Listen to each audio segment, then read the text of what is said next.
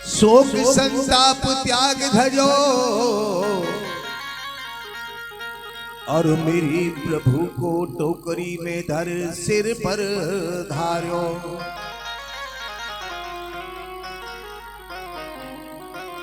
स्वारथी ताग निजहु न भायो लिटाए तल में सिर पर पायो।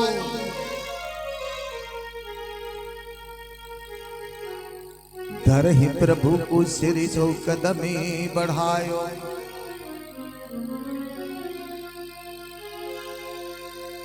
बढ़ाते ही तुरंत एहसास हुआ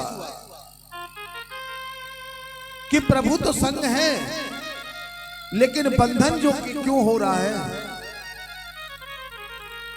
विनती करी मेरे प्रभु से चरण ने ध्यान लगायो।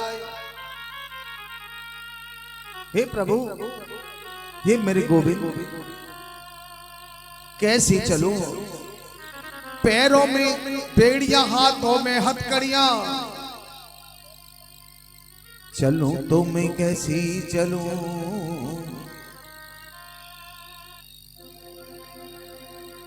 बेग न करो प्रभु धर हो राय पगे लायो।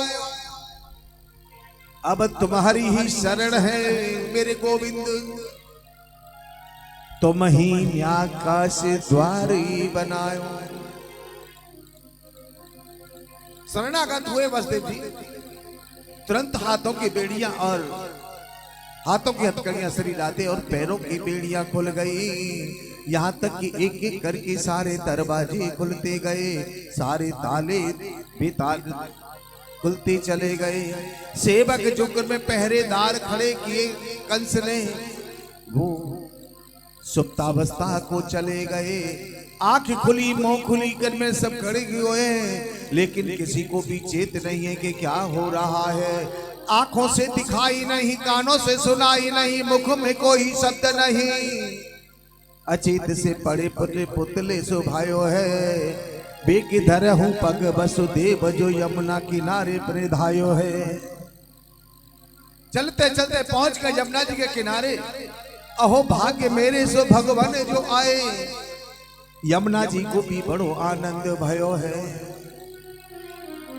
अब स्वामी जा रहे हैं, भगवान जा रहे हैं, कौन नहीं चाहेगा कि मैं उनके दर्शन नहीं करूं। देख ही न जल नीर गहराई, जैसे ही पग धरो वसुदेव यमुना पार सुख मन में धाई। तब ही यमुना जी ने अपना जल स्तर बढ़ाए दिए प्रभु के दर्शन करने के लिए। लेकिन इतना जल बढ़ाया कि वो नाक तक वसुदेव जी के आने लगा। तो मेरे गोविंद जी ने सोचा कि बाबा डूब रहे हैं और इनका कोई अधिकार नहीं है।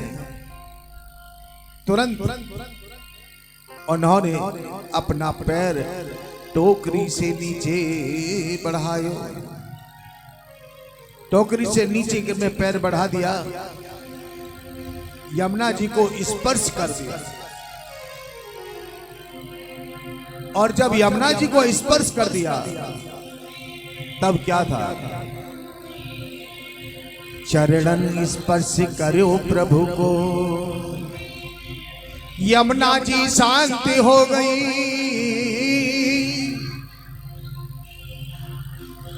प्रभु के चरणन को स्पर्श कर तो पायो, जैसे मिलन भयो भगवान से और वैसे ही रंग पायो।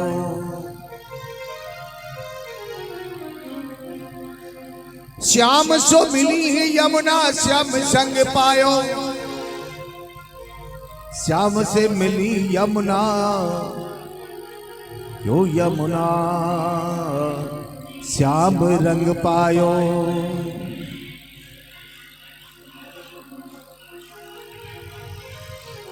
वो भी संग हुआ क्षण भर के लिए, तो किसके साथ? परमात्मा परमेश्वर के साथ में संग भयो है। दर्शन तो नहीं हुई, लेकिन चरणन में स्थान जरूर पायो है। धैर्य रखी यमुना जी में विलय भयो, रास्ता छोड़ दियो है कि जाओ भगवन बेगी करो। वसुदेव जी चलिए फटाफट जल्दी से लेकर के और गोकुल में पहुंच गए। और गोकुल में पहुंच करके नंद बाबा के महल पहुंच गए। और नंद बाबा के महल में सीधे गई यशोदा मैया के कक्ष में। अंधेरी रात है। अब आप कहेंगे कि भला उनको कैसे पता कि यशोदा मैया कहां है? बगैर पूछे हुए बगैर के हुए। पहले तो मोबाइल भी नहीं था जो लोकेशन मिल जाए कि हाँ यहां पर है।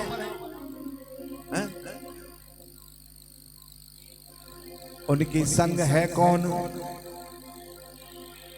जो जगत को रास्ता बनाने वाला, जो जगत का रचयिता है, वही तो रास्ता बताएगा। पहुंच गई यशोदा भैया के कक्ष में और वहां जाकर के जैसा विधि का विधान बनायो, लेटी हुई कन्या को गोद में ली और कान्हा को मां लेटाई दियो और लौट